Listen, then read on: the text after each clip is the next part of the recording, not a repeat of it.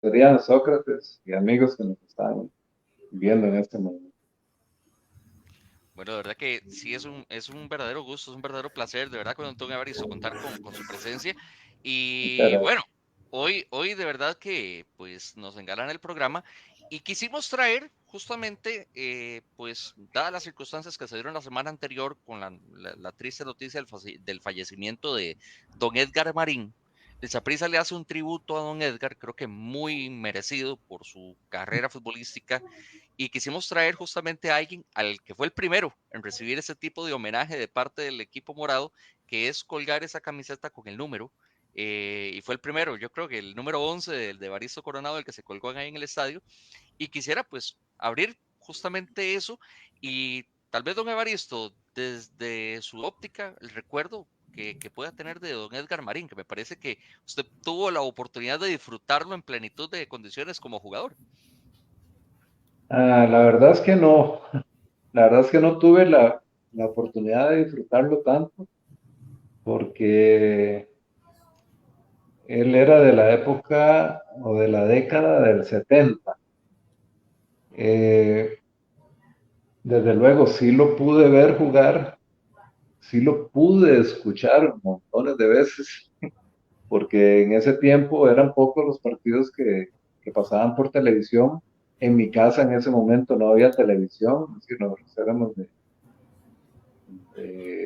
un nivel económico bajo, entonces en mi casa no había televisor, eran pocas las casas que había televisor en el 70 y eran muy pocas las casas que tenían ese lujo, ¿verdad? De tener un televisor. Lo más que alcanzaba en mi casa era el radio, de poder escuchar, y unas pocas veces que tuve la oportunidad de ir al estadio y verlo jugar.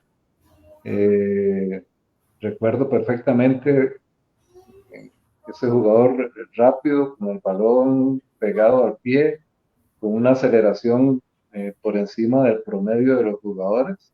Y creo que eso fue lo que marcó diferencia Edgar en el fútbol nacional, digamos, esa aceleración, esa técnica que tenía, y en aquel momento sobresalía sobre el resto de los jugadores. Don Evaristo, y bueno, y amigos que están ahí en sintonía, ahora estaba viendo aquí, si no me equivoco, don Edgar Marín, este, es el jugador con más, bueno, el exjugador con más títulos en la primera división, 12 títulos. Y estamos Ujú. en el año 6-2, 6-4, 6-5, 6-7, 6-8, 6-9. Ojo la continuidad, era 7-2, 7-3, 7-4, 7-5, 7-6 y 7-7. Una cantidad enorme de títulos. Pero usted sabe que yo, más que todo eso, porque usted resume muy bien el tema de, de grandes jugadores, como el caso de don Edgar Marín, pero yo le hago una pregunta porque usted es uno de esos grandes jugadores también. Hoy tenemos la oportunidad de estar hablando con usted y yo sé que los amigos que están ahí en sintonía también lo van a disfrutar, pero ese legado, ese llamado leyenda, esa afinidad, ese cariño, que muchas veces lo hablamos, uno entrevista a Mauricio Montero y uno no ve que le hagan mala cara ni de Saprissa ni de Heredia. Creo que con usted pasa lo mismo, ni sapricistas ni aragolenses, por la forma de ser, por el fútbol que desempeñó, por la claridad tal vez que tenía en el terreno de juego y los aficionados se lo reconocían. Pero le voy a hacer una pregunta tal vez un poco diferente. Hoy en día, ese tipo de jugadores que dejan esa marca en el fútbol, al menos costarricense, es igual que antes. O antes era el cariño, se generaba diferente hoy en día. Se generan esas leyendas hoy en día todavía de jugadores. Hoy cuesta un poco más, hoy cuesta un poco más porque el jugador que sobresale normalmente no se queda aquí en el país. El jugador que sobresale sale del país y dichosamente, digo yo, logran forjarse una carrera que les asegura en muchos casos el futuro, porque el fútbol es una carrera de corto tiempo y si uno no supo hacer otras cosas, al final la va a pasar no muy bien, que digamos, ¿verdad? Este, Hoy en día los muchachos tienen la oportunidad de a temprana edad, los que tienen esas virtudes por encima del promedio, de salir y de forjarse un futuro. Entonces, ese tipo de jugadores cada vez cuesta un poco más, digamos,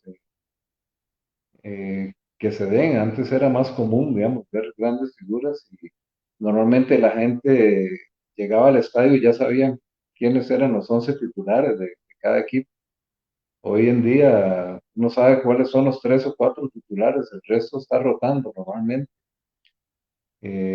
Pues específicamente por eso, porque existe una dinámica muy grande de jugadores moviéndose de un equipo a otro, no solo a nivel internacional, sino a nivel local, ¿verdad? Ahora es más fácil de que un jugador que juega en San Carlos de repente esté en el Saprissa, o Saprissa que de repente esté en Heredia, o Heredia que de repente esté en Alajuela. Ya no hay tanto arraigo, digamos, como si existía en tiempos anteriores. Ahora, don Evaristo, en el caso del Saprissa, ¿cómo siente usted el tema del desarrollo de las ligas menores hoy en día? Pensando un poquito en eso que usted nos está conversando, porque a veces se habla de que el Saprissa mantiene ese ADN, que el Saprissa mantiene, digamos, esa identidad y de alguna manera aparecen siempre todavía algunos jugadores que son de formación del Saprissa, pero como usted lo dice, también vienen jugadores, por ejemplo, el caso de Jeffrey Valverde, que viene de San Carlos, y de algunos otros que vienen llegando, digamos, de otros equipos. ¿Cómo ve usted el trabajo que hace el Saprissa hoy en día alrededor de sus ligas menores para ese desarrollo de jugadores de ADN morado completamente, para decirlo de una manera? Ah, es un tema bastante difícil, digamos. Muchas veces se invierte dinero acá. Saprissa es una de las instituciones que más dinero invierte en divisiones menores. Eh, Sin embargo, no siempre se logran sacar eh, el volumen o la cantidad de jugadores necesarios para abastecer a la primera división. Y esto no es solo acá en el Saprissa. eh, Cuando estuve, el ratito que estuve ahí en la gerencia deportiva, tuve la oportunidad de conversar con el gerente, digamos, en divisiones menores del River Plate, que estuvo por acá en el país. Y él decía, mira, yo tengo un hueco, una generación de 1 o 2 años que me generó un hueco. Entonces, me quedé sin poder tener la continuidad que nosotros siempre buscamos, qué sé yo, que en primera tengo 2 laterales izquierdos, en la U20 tengo uno de mucha proyección, en la U17 tengo otro de mucha proyección, y en la U13 tengo igual otro de mucha proyección. Eso me permite que si se vendió alguno o eh, alguno que no anda en buen ritmo, poder estar supliendo. Hay veces que se genera eso, que en algunas posiciones no aparece ese jugador a pesar de que tenemos alguno que está compitiendo en divisiones menores en esa posición, pero no reúne los requisitos para estar en primera división y muchas veces hay que echar mano de alguien que viene de afuera. Y esto no ha sido de hoy. En mi época se contrataron jugadores como Benigno Guido, Carlos Mario Hidalgo, otros jugadores importantes ahí que llegaron al club a reforzar, a pesar de que teníamos unas buenas divisiones menores. Hay momentos donde no se logra tener el muchacho idóneo y que esté listo en el momento cuando se ocupa. Y hay momentos donde se tienen 1 o 2 jugadores de muy buen nivel, pero resulta que en la primera están también 1 o 2 de muy buen nivel que no le dan el espacio a estos. Y al final se terminan yendo a otro club y en eso tenemos que ser claros. Pues es uno de los equipos que más provee de jugadores a la primera división nacional, porque los que no logran llegar a nuestra primera división, pues sí lo logran llegar en otros equipos y yo creo que es importante el trabajo que hace Saprissa para el fútbol nacional, invirtiendo para poder desarrollar muchachos que, como le digo, no siempre van a llegar a nuestro club, pero al fútbol nacional creo que es importante el trabajo que se hace. ¿Cómo ve, ahora que usted menciona eso, don Evaristo, y agradecemos también a nuestro patrocinador, el Hotel Montecampana, que ahí pueden visitar pues, su página, ahí en el hotel pueden encontrar deliciosas comidas, un ambiente muy bonito, canopy, cuadraciclo, piscinas, toboganes, bueno, y una excelente atención al Hotel Montecampana, y nos pueden buscar en Facebook como Hotel Montecampana y ver todas las promociones de cada día para que disfruten con amigos, familiares, una escapadita romántica, bueno, lo que ustedes quieran ahí en el Hotel Montecampana. Pero le iba a comentar ahora que usted dice eso. Yo estoy de acuerdo en los últimos años, yo creo que diría que del 2005 para acá, si no me equivoco, y bueno, obviamente antes de eso, pero como que ahora los medios dan esa posibilidad de un tal vez mayor expansión o de conocimiento de dónde están, qué hacen los jugadores, para dónde van, ha crecido mucho la parte monetaria y demás, pero Saprissa siempre ha liderado en esa exportación de jugadores y por mucho tiempo han sido hasta la base de la selección, ¿verdad? Yo obviamente voy a hablar de Celso Borges, jugadores como el mismo Keylor Navas, bueno, y ahí puedo ir con la lista larga, pero no me voy a detener en eso. Pero sí quisiera consultarle, a ver qué le parece a usted, hablando del tema de exportación de jugadores, de creación de jugadores, el tema del CAR alajuelense, porque sin duda alguna, usted llega y ve esas instalaciones y ve cómo tratan a jóvenes y a los que ya están consolidados, y son instalaciones excelentes, de primera calidad. Y se habla mucho, mira, que Alajuelense no gana el campeonato, ¿para qué el CAR?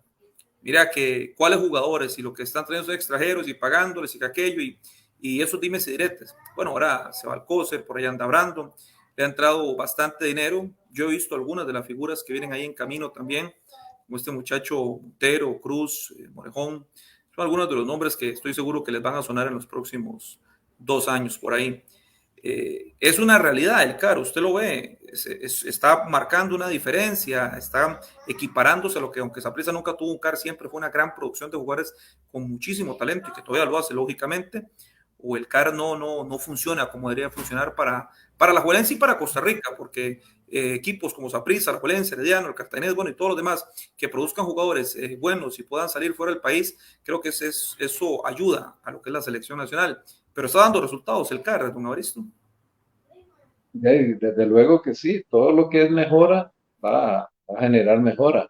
El tener unas buenas instalaciones donde se pueda practicar el fútbol, porque muchas veces se entrena en campos que no están aptos para jugar fútbol, al menos el fútbol actual. Es decir, en la época nosotros no jugábamos en canchas que no eran aptas para el fútbol, pero era lo que teníamos y había que entrarle, ¿verdad? Pero sí lidera Alajuelense en ese campo, hoy en día. Lidera, bueno, en este momento Saprissa dichosamente ya tiene un centro de entrenamiento donde puede entrenar, hacer los trabajos, el entrenador, hacer los trabajos que se necesitan para poder sacarle lo mejor a los muchachos. Creo que Alajuela lo está haciendo bien o lo ha venido haciendo bien. Tomó ventaja, creo yo, que tuvo la dicha de tener esas instalaciones ahí a la mano, que les han facilitado pues trabajar bien a los muchachos. Creo yo de que lo están haciendo bastante bien, prueba de ellos, de los muchachos que salen, los que están exportando en este momento. Y al igual, Saprissa no se queda atrás, sigue tratando de producir, de ayudar en la generación de talento, digamos, en el fútbol nacional. Y es de aplaudir lo que han hecho, es de imitar lo que han hecho ellos. Y creo que de Cartago, Herediano, que son los que ahí económicamente pueden tener capacidad por la afición que poseen, pueden intentar hacer algo similar. Yo sé que es difícil, sé que es muy difícil porque es mucha plata la que hay que tener para poder tener esos centros de entrenamiento y ojalá tengan esa posibilidad y al igual los demás clubes, ¿verdad? Porque Imagínense ustedes en zonas como Guanacaste, como Limón, como San Carlos, como Pérez Celedón, que son lugares donde está la materia prima ahí a la mano. Ya la materia prima no necesariamente está aquí en el área metropolitana, Eso sino nos pone, don Abristo, perdón, porque me parece muy bueno ese comentario suyo, pero aquí nos pone Pablo Ramos, el car no es algo mágico, es mejor tener varios minicars. ¿Será más o menos eso a lo que usted refiere? Qué bonito tener un minicar, por decirlo de alguna manera, allá en Guanacaste, en Limón, que hay tanto jugador. no, yo estaba hablando si Guanacaste, si Liberia tuvieran la posibilidad de tener eh, eh, un lugar donde trabajar a la gente de la zona. Y imagínense cómo, cómo crecería el fútbol en esos lugares, en San Carlos, es decir, que son lugares que nosotros eh, tenemos la información, digamos, de que son lugares importantes para la generación de futbolistas por el biotipo que tienen ellos, al igual que en Limón, que es una zona que lastimosamente ahora ni siquiera está en primera división, o un equipo que ni siquiera está en primera división. Sí. Este, sería importantísimo que en Limón estuviera en primera división, dándole fogueos importantes a los muchachos de la zona y que esos muchachos también fueran trabajados de la mejor forma para poder llegar adelante. Ahora vemos a Panamá y ya nos da miedo Panamá. ¿Sí? ¿Por qué nos da miedo? Si Panamá siempre han sido beisbolistas y boxeadores, ¿no? Y velocistas tal vez. Eso es el concepto que nosotros teníamos del deporte en Panamá, ¿verdad?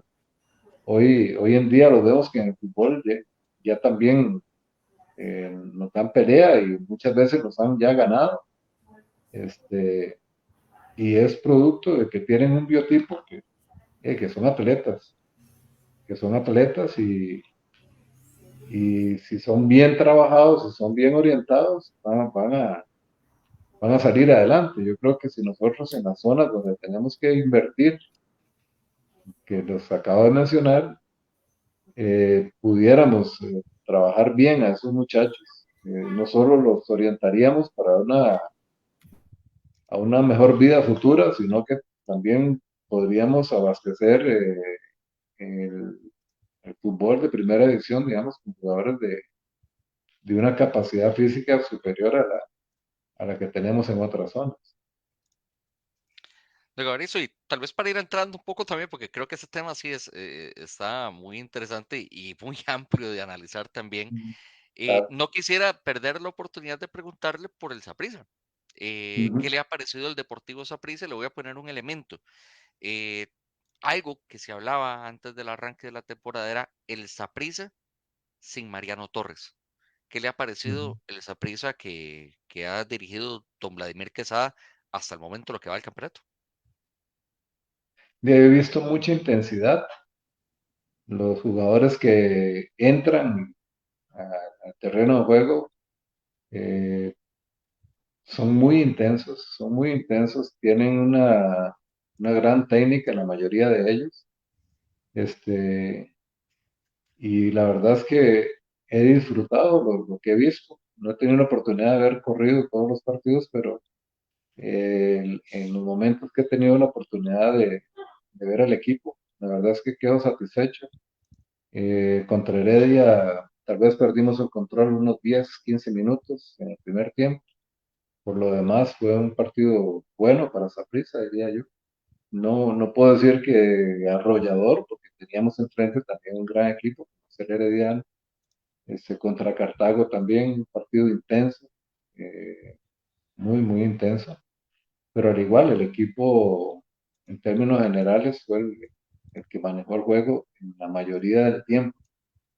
Al igual, no es que fuimos arrolladores por encima de Cartago, porque la verdad que ellos también tienen un buen grupo y hacen un gran trabajo, pero no son de esos partidos sufridos donde uno dice, uy, nos salvamos, o qué difícil que estuvo, sino que se manejó y se ha venido logrando sacar resultados importantes, diría yo, porque no solo es hacer un buen trabajo, sino que también hay que sumar.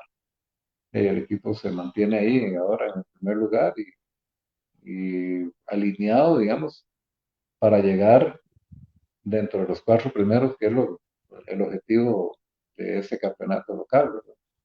Es poder llegar entre los cuatro primeros para después dar el máximo en eso de cuadrangular final que siempre se da y que es ahí donde hay que marcar diferencia.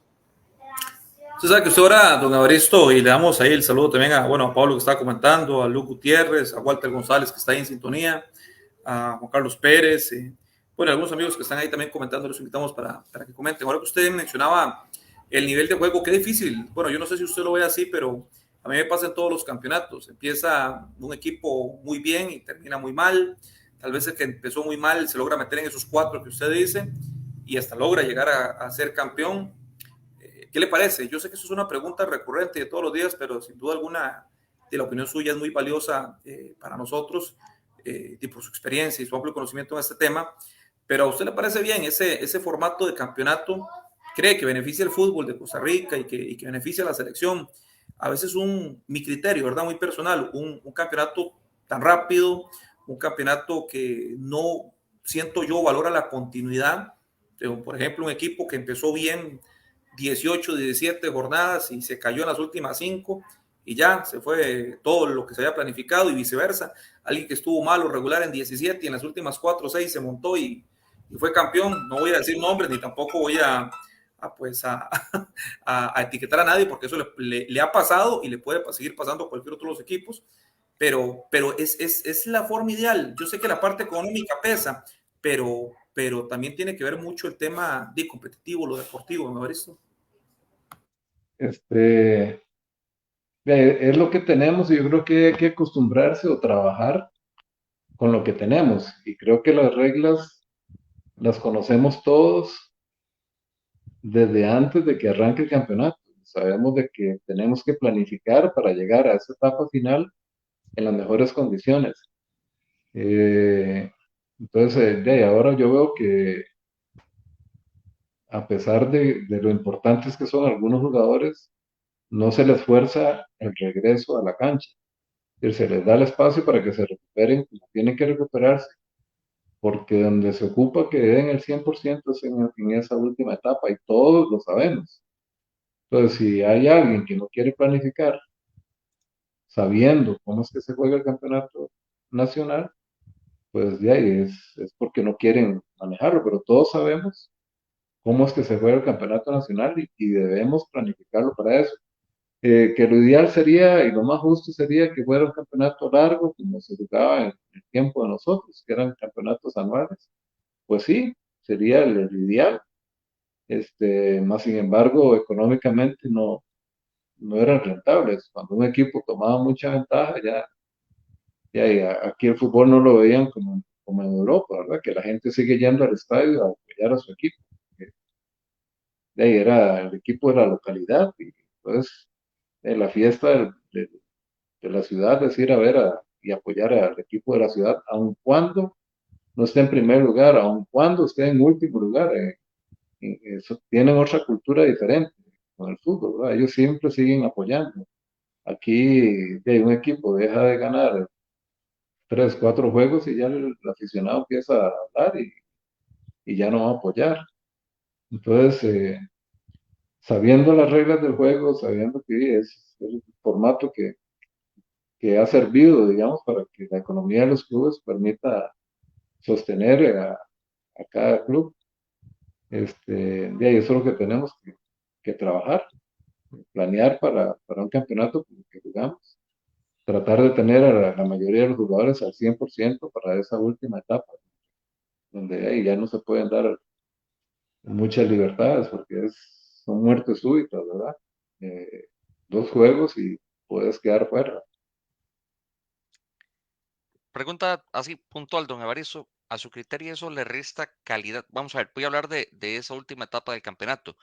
Claramente uno puede interpretar que el campeonato viene pues hecho de esa manera, como lo decíamos, y creo que ahí lo comentaba Pablo Ramos también, diseñado de una manera más comercial que deportiva, siento yo, ¿no? se pierde calidad en el cierre por ese tipo de muertes súbitas, porque vamos a ver, y voy a poner ejemplos puntuales. Hemos visto casos donde quizás un equipo viene liderando el campeonato, la fase regular, viene fuerte, y en estas fases de muerte súbita, tal vez un equipo más encerrado atrás, quizás con un estilo tal vez no tan ofensivo, no tan agresivo, sino que sabiendo cerrar espacios en este tipo de instancias, sacan las series. Eh, entonces mi pregunta es, en la parte deportiva, en la parte futbolística, ¿se pierde calidad por este tipo de formato? Es que el fútbol no es solo el equipo que, se lo digo porque a Saprissa y a la Alajuela son los equipos bueno, y Herediano, que en los últimos 8 o 10 años siempre ha estado ahí, es de los equipos más regulares, creo yo, el Herediano. Este, les ha tocado, digamos, esa parte de que tuvieron, a Herediano le ha pasado, a Saprissa le ha pasado, a la Alajuela le ha pasado, que han tenido un torneo bastante bueno, pero en la fase final de ahí no lograron sacar esa etapa. Eh, yo no podría decir, digamos, yo veo la NBA, veo las grandes ligas y ahí ocurre algo similar. Digamos, un torneo donde se van sumando los puntos y al final arrancan las muertes súbitas. Y entonces puede ser que los Bravos de Atlanta, que están haciendo un torneo fuera de serie, les tocó eliminarse contra el último clasificado y resulta que en esos torneos el rival logró sacar el resultado y ahí quedaron. Entonces uno diría, hey, o factores de suerte o les faltó algo de calidad o contundencia que no tenían para poder merecer ser el, el, el campeón en esta oportunidad. Eh, igual en NBA lo veo. Entonces, eh, cuesta mucho poder decir, pienso yo, ¿verdad? Poder decir esta o esta forma es la correcta de jugar el campeonato. Eh, no sé, digamos, veo el campeonato español y el Barcelona, bueno, en ese último torneo tomó una ventaja ahí que los últimos 5 partidos, digamos, que pudieron haber sido muy emocionantes. Si se hubiera jugado en otro formato, no fueron muy emocionantes, ya tenían una ventaja importante y aparte de eso estaban muy sólidos. Entonces, no diría ahí, la última etapa de ese campeonato ya prácticamente no se Fue de compitió. trámite, sí, prácticamente Ajá, fue de fue trámite. Y ahora que es correcto, ahora que usted es correcto. mencionaba la NBA, no pude evitar pensar en los Lakers de Los Ángeles la temporada anterior, justamente porque Ujú, fue un equipo que no se proyectaba ni siquiera cercano a clasificar a los playoffs y terminó jugando la final de la conferencia contra los ajá, campeones, contra los Nuggets de Denver. Entonces, me llamó la ajá. atención porque eso que se estaba mencionando, sí, definitivamente. Sí, pero ahí en esa última fase es donde usted dice, bueno, y los Nuggets hicieron lo que tenían que hacer y demostrar que verdaderamente eran ellos los mejores Ujú. y tuvieron la oportunidad de demostrarlo ante un equipo que usted se venía sumando y que uno decía ahí se va a coronar campeón porque tenía grandes jugadores y venían haciéndolo muy bien. Pero ya los Nuggets dijeron, no, nosotros somos los mejores. En la cancha lo demostramos simplemente y se acabó. Yo soy admirador de los Lakers y tengo que decir, no, fueron superiores, definitivamente fueron superiores. Hay que esperar a otro. Sí, sí, sí, Por sí. aquí nos ponen algunos comentarios. Bueno, por aquí un saludo ahí para Giovanni Solís, que nos pone saludos desde Cerrín. Pablo Ramos nos pone: el campeonato corto no es competitivo, solo es comercial. Don Walter González nos pone: aquí los equipos no sobreviven por las taquillas, sobreviven por los contratos de TV y socios comerciales. Y aquí nos pone Luke Gutiérrez que vamos a hacer esta pequeña pauta comercial que nos dice él. Un breve anuncio, pequeño comercial gratis. Los invitamos a ver nuestra página de la Escuelita de Fútbol Asociación Deportiva Nicoyana, fútbol mixto con el profesor José Luis Juárez, conocido como el profe Chiwi en Nicoya. Bueno, me alegra, qué bueno eso que Luke también comentaba antes, el tipo de que para qué un cárcel, ahí tenemos canchas y todo. Bueno, sí, a veces, yo sé que ahí están, pero hay que llevar a esos jugadores a esos equipos también. Pero bueno, ahí para que visiten la página que dice nuestro amigo Luke Gutiérrez. Pablo Ramos también nos pone por ahí, con solo ver los resultados de los clubes a nivel de CONCACAF, nos damos cuenta que nuestro nivel es muy bajo desde que cambiaron el formato. No se puede comparar la NBA con la cantidad de aficionados de cada club, igual el fútbol mexicano. Bueno, algunos de los comentarios que llegan por aquí. Y le quería comentar, bueno, a los amigos y a don Evaristo y a Adrián, por supuesto, ¿ha visto algún equipo superior en el campeonato? Que usted, porque vamos a lo mismo, 5, 7, 10 jornadas, uno no puede decir bien, no, es una primera ronda y en la segunda ya cambia el equipo, pero hasta el momento, con lo que se han planteado, con contrataciones, con jugadores, con lo que se ha visto en el terreno de juego, la idea de juego, tanto de los equipos, no solo los jugadores, sino también la idea que plasma el técnico, ve por el momento algún favorito, alguien que haya arrancado mejor, que esté mejor preparado hasta el momento, porque la tabla de posiciones está súper cerca. Herediano está muy bien ahí, bueno, pierde contra Punta Arenas 3-2, y por ahí quedaron en el primero y segundo lugar a la Juelense con la diferencia de un punto, gol diferencia me parece de 5, de 4 del Saprissa, y a la Juelense hasta el momento invicto todavía, me parece, si no me equivoco, si no Adrián me corrige, pero bueno, con algunos datos ahí por encimita nada más, yo sé que son muchos, pero ¿algún favorito hasta el momento que se le haya visto el mayor fútbol, para decirlo de alguna manera, don Evaristo? No, de esas alturas todavía no. No me parece. Me parece como que de los que se esperaba que arrancaran fuertes son los que están ahí arriba. Este, pero está muy tierno eso, pienso yo, como para poder decir, este equipo, bueno, y de hecho la tabla así lo muestra. Están muy cerca uno de otro y hay que esperar un poco más. Creo que es evidente, digamos, que los cuatro que llamamos grandes, digamos, por lo menos en afición, le tienen las plantillas más completas y son los que arrancaron ahí sumando desde un principio. Sporting que siempre anda ahí peleando y Santos que también está haciendo, creo yo, un buen trabajo y los demás también que andan ahí intentándolo. El Sporting Así me parece que ha hecho buenos partidos también. sí, sí. Que son de los equipos que siempre andan ahí sumando y poniéndole emoción al campeonato y que son los que le ponen más emoción porque de ahí uno dice, se va a quedar fuera Saprissa, se va a quedar fuera Heredia, se va a quedar fuera La Fuera, se va a quedar fuera este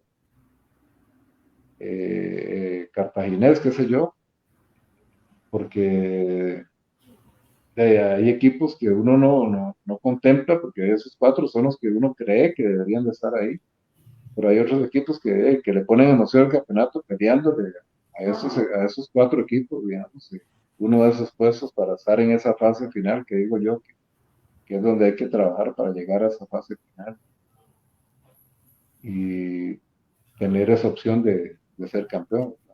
Claro.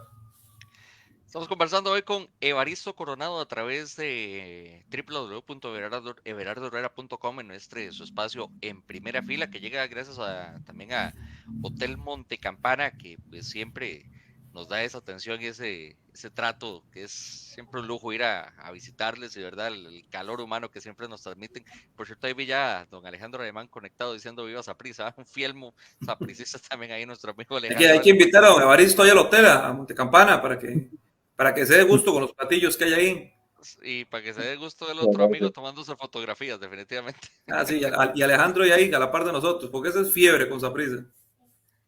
Sí. Desde el más sólido hasta la cuarta fecha es el Saprissa, Alajuela y Heredia debiendo, ya que fueron los que invirtieron más en sus planillas. Ahí está, él ve el Saprissa con unos ojos de amor increíbles, definitivamente. Don Gabriel, quería cambiar el tema a algo que sucedió, o por lo menos se dio a conocer el día de hoy, y quería aprovechar porque pues usted también como ex seleccionado nacional, como parte de la selección de Costa Rica que en su momento representó al país, eh, hoy anunció Cristian Gamboa su retiro de la selección nacional. Esto viene, y tal vez voy a poner un poquito el contexto, se dio una consulta al señor Osael Maroto, que va a ser el presidente de la Federación Costarricense de Fútbol, eh, sobre el tema, digamos, de las ausencias de Keylor Navas, que en su momento tal vez se tenía como una perspectiva de que eran muy permisivas, etcétera, etcétera, especialmente ahora durante la gestión de don Rodolfo Villalobos.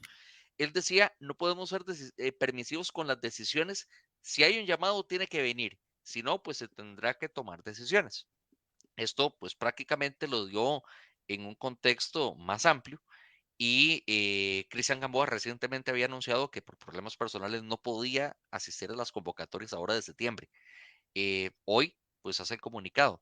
Yo quisiera conocer su perspectiva al respecto de eso, porque sí, a veces se han dado tal vez que un jugador no viene, se le convoca y no viene a la selección nacional.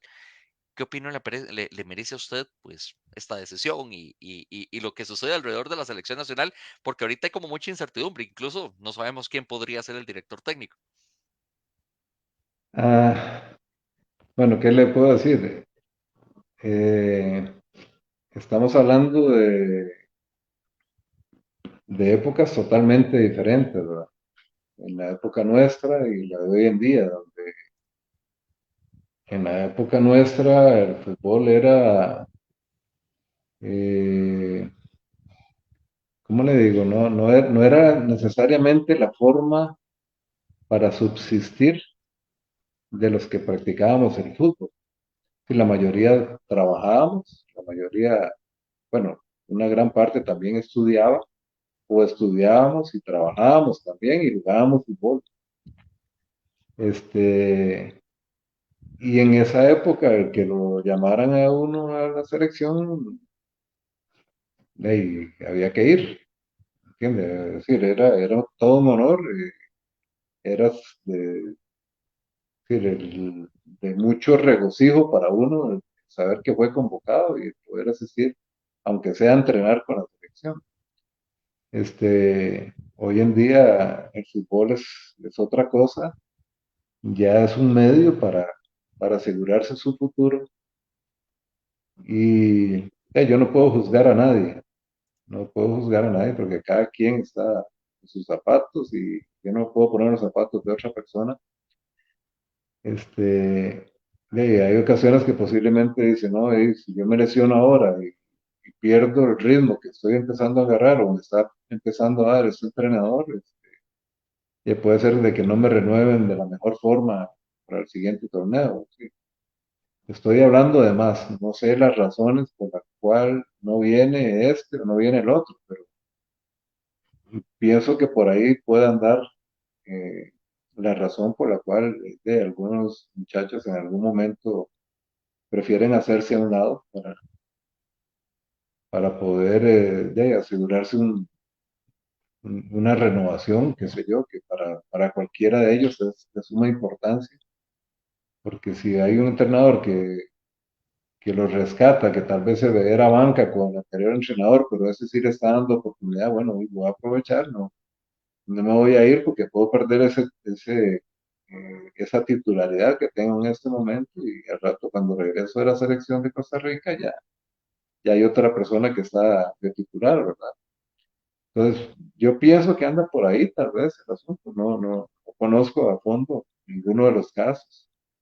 Eh, pues ahora creo que es un poco más sencillo decir, ok, a Keylor no lo voy a recibir, o a cualquiera no lo voy a recibir. Digamos, Keylor era la pieza diferente que teníamos, digamos, porque era la figura de nuestra selección, y la figura a nivel internacional. Y yo pienso que si le toleraron era por la posición en que él se encontraba en ese momento, tal vez por la posición que se encuentra en ese momento, tal vez sí se atrevan a tomar una decisión de ese tipo, decirle, bueno, ahí va a tener consecuencias si usted no quiere venir, pero en su oportunidad, digamos, uno sabía que Keylor no podía estar en ningún amistoso, o mejor que no viniera, no importa, no pasa nada, donde lo ocupábamos era en las eliminatorias, en el campeonato mundial, ¿verdad? Porque ahí sí lo ocupábamos o lo ocupábamos por, por el nivel al cual él estaba acostumbrado a competir. Las cosas, desdichadamente para él y para nuestro fútbol, hoy en día son diferentes. Digo también para nuestro fútbol, porque es una pieza que todavía podría estar ahí como titular de varios años más. Es un jugador que ha jugado a un altísimo nivel y todavía creo yo que es una posición que permite jugar un poco de años más que el resto de jugadores. Usted sabe, don Evaristo y Adrián, que ese tema, digo, ¿no? Como creo que don Evaristo lo dice bien, uno tal vez no sabe muchas circunstancias que pasan o que pasa por la cabeza de un federativo, de un entrenador o del mismo jugador, y etcétera.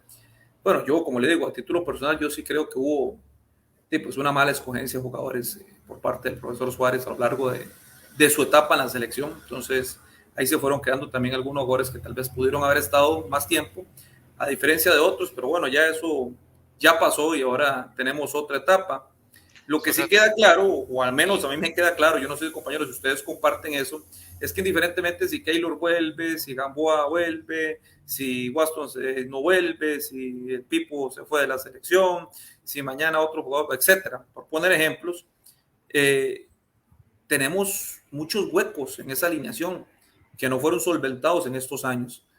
Primero, por probar tantos jugadores. Segundo, por llevar tantos jugadores digo yo, de momentos. 3 meses buenos y gracias al campeonato también, 6 partidos buenos y llevan hasta un mundial fueron. Y había jugadores que tenían 2, 3 años de estar en selección, pero llevaron al que jugó 2 meses bien. Entonces, esas son cosas que para mí dañan una posible alineación completa de una selección, un equipo A o un equipo A, si usted quiere llevarlo de alguna manera. Pero para mí sí queda clarísimo. Digamos, hoy en día yo no veo un lateral derecho. Que usted me diga, no, ahí está el lateral derecho que tenemos. No veo un lateral izquierdo que usted diga, mire, ahí está el lateral izquierdo. No veo el portero tampoco que diga, no, Keylor no vuelve, pero está este portero, que es como ver a Keylor, es el sustituto. No el mismo, pero con la misma seguridad y certeza y demás que nos dio en algún momento, que le demos muchísimo a Keylor, ¿verdad? Indiferentemente de lo que pasó. No veo un centro delantero tampoco.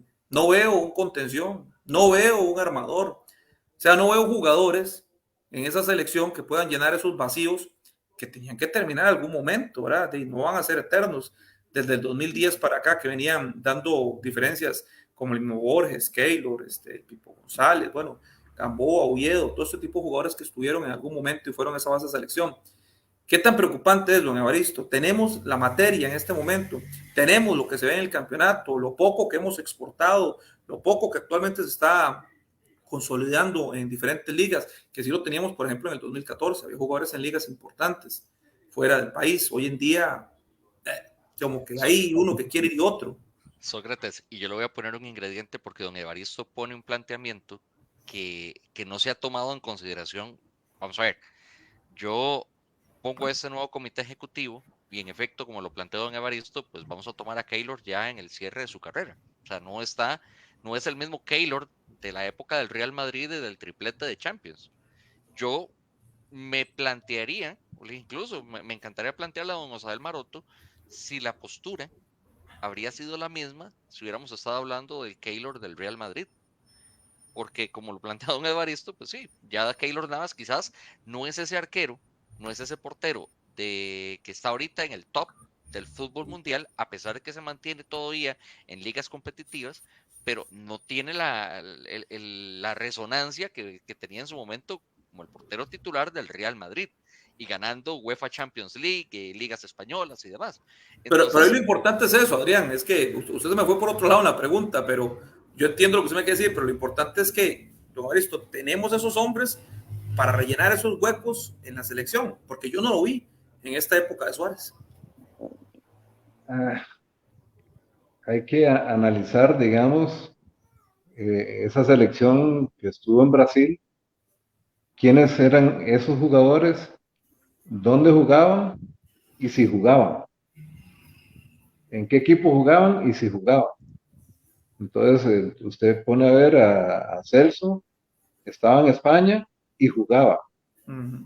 el otro estaba en Italia y jugaba, el otro estaba en Inglaterra y jugaba, el otro estaba y jugaba.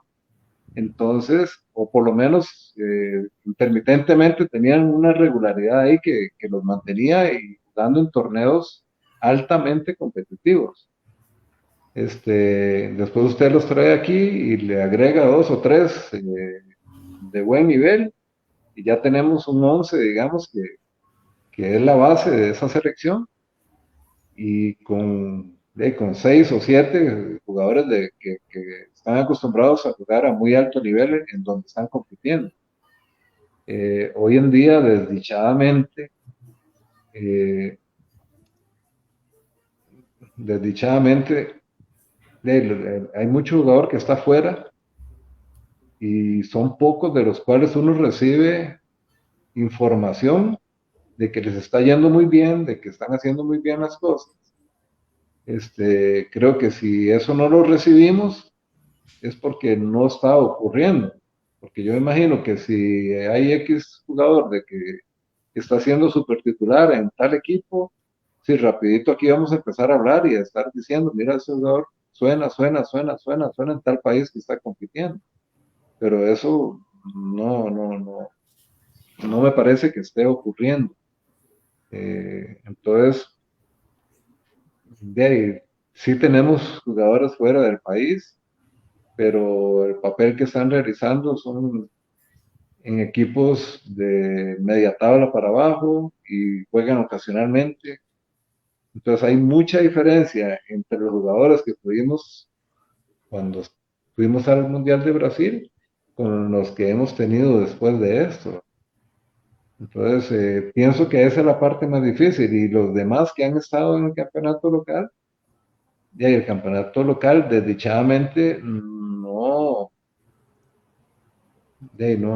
alcanza, digamos, como para decirte que nos sube el nivel a nuestros jugadores. No es el campeonato ese que uno dice, no, es que compitiendo aquí en Costa Rica, nuestros jugadores van a crecer un montón. A pesar de, como lo dije al principio, me ha gustado la intensidad que he visto en los partidos que he podido ver. Creo que van por buen camino, digamos. Hay que ser más intensos de lo que veníamos siendo. El campeonato no puede permitirse que se pierda tanto tiempo, de que los jugadores no quieran jugar, sino que la tiren para atrás y pierdan tiempo ahí. No es porque están trabajando un sistema de juego que están rotando la bola de la derecha a la izquierda, de la izquierda a la derecha para encontrar espacio, simplemente que tratan de evitar el peligro de perder la bola y de tener al rival encima. Entonces creo que todas esas son las cosas que a mí para contestar la pregunta esta que me hicieron, que me genera duda, es eso, de que no tenemos los jugadores compitiendo en torneos de muy alto nivel y que sean titulares recurrentes, digamos, en los equipos donde están.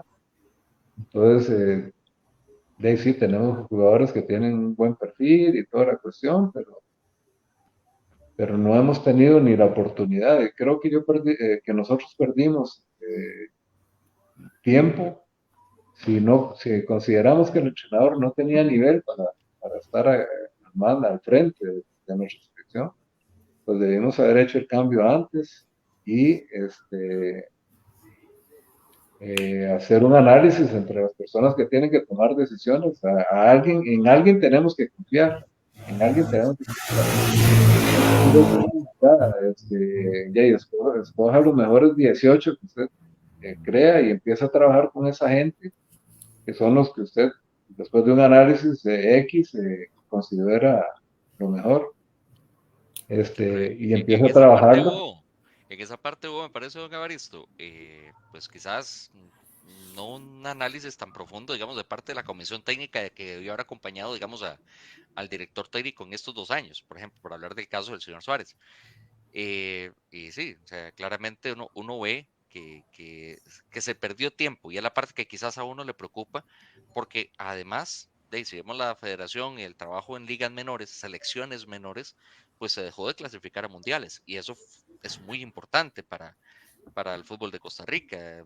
Tener selecciones donde los jugadores puedan competir a alto nivel desde muy temprana edad, eso es importante para el desarrollo del jugador y no lo estamos teniendo.